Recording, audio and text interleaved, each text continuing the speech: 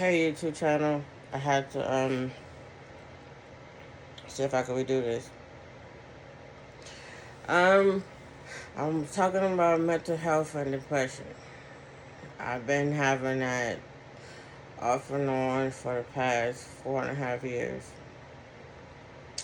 It's going actually should be 5 years, but 4 of the years I've been going through that.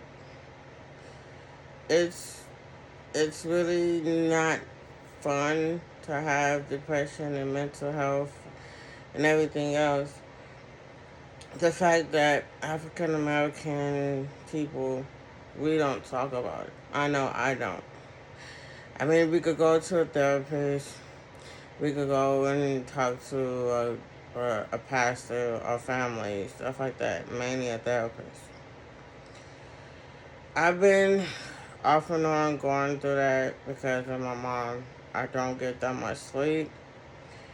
It's really hard to not to go through like certain stuff like depression and mental health.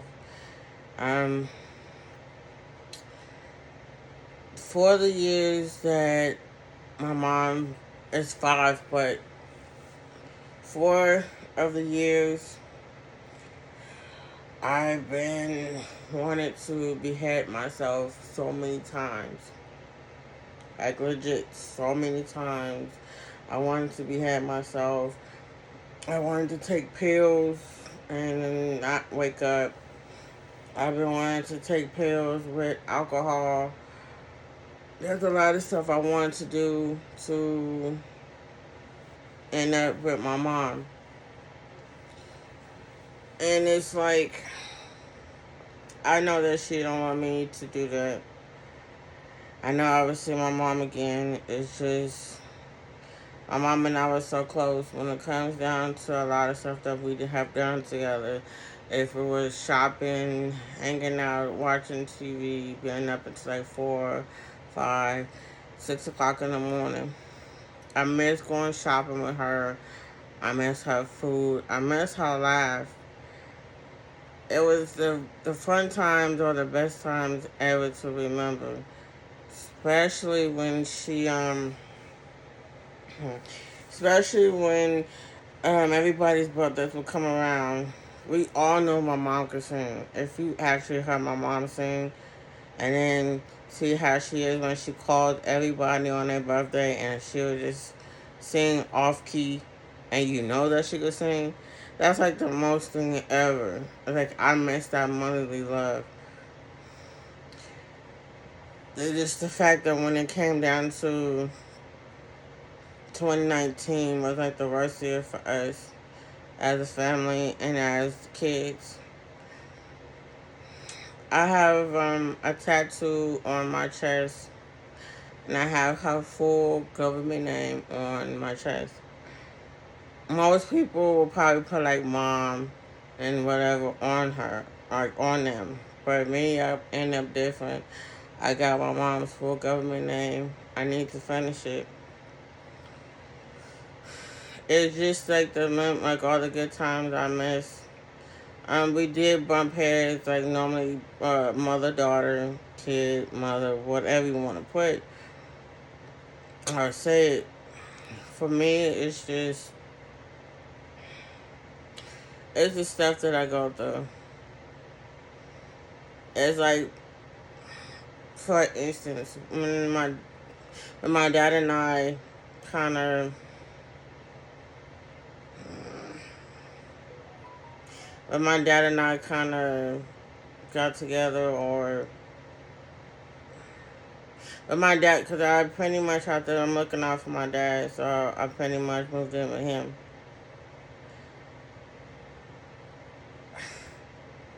I pretty much moved in an apartment with my dad because he's older and he has 3 other kids besides me. But it's just the fact that he needs somebody to look out for him because he's older. So the apartment that we live in,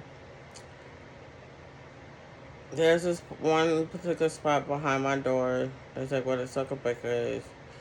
And it's the fact that when we first moved in, and I was seeing this big shadow, and I don't know what it was at first. And it was hard for me to understand what it was. It took me at least about a couple of months, like a couple of weeks to a month, to realize that it was my mom the whole time. It's not, it was scary, but it wasn't scary. But it took me a while to realize it wasn't my mom the whole time. Now it's like it's kind of like every clockwork she shows up. I already let her go, but it's like she still comes every time like clockwork. She would kiss me on my forehead, kiss me on my cheek, tell me that she loved me and everything. Like she know that I miss her as a daughter. But it's like it still hurts. It completely still hurts. If somebody tells you that it don't hurt, and they pretty much lying to you. It's kind of like a kick in the throat. It's a kick in the throat to lose a parent, especially if you and your mom are close. I don't care if you're a daughter or a son. It hurts when your mom passed away, and you guys don't have like that mother daughter bond. It's like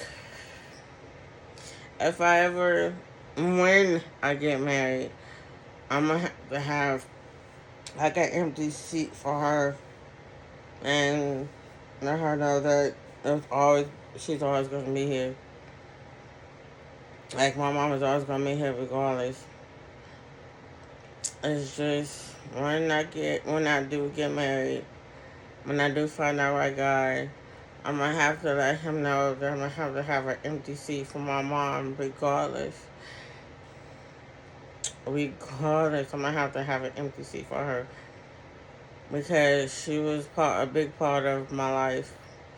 Regardless if we bump heads, she was kind of like the backbone for me, my siblings, and my cousin on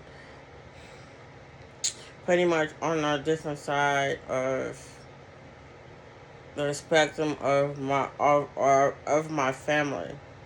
Like everybody have like that mom and kind of like a mom and a grandma perspective on a certain side.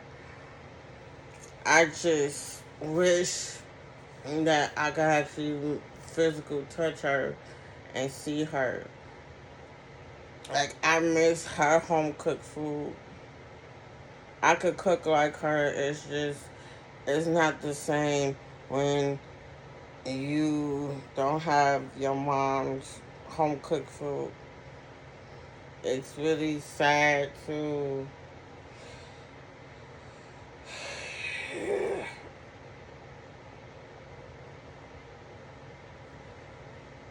it's just really sad not to have her.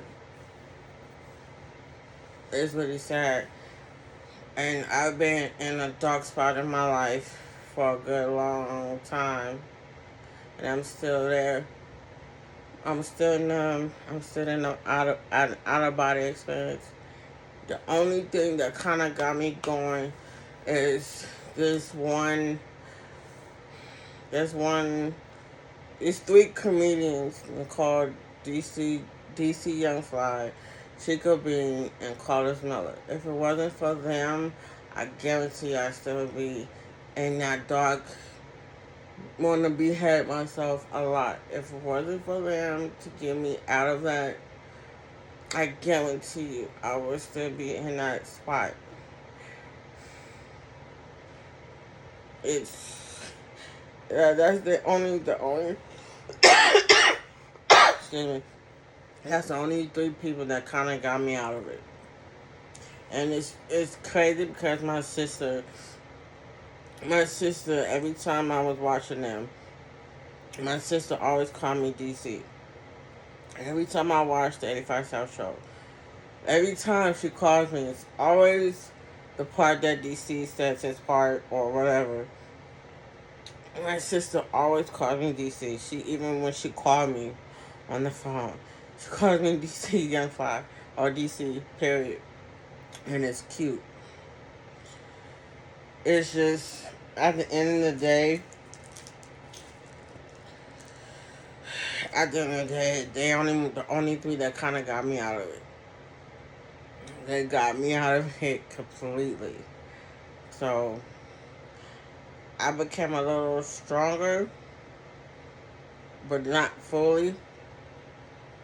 It's just I'm happy that the mental, the mental, the mental state and the depression is still there. It's not gonna go nowhere. Like I'm human, just like anybody else.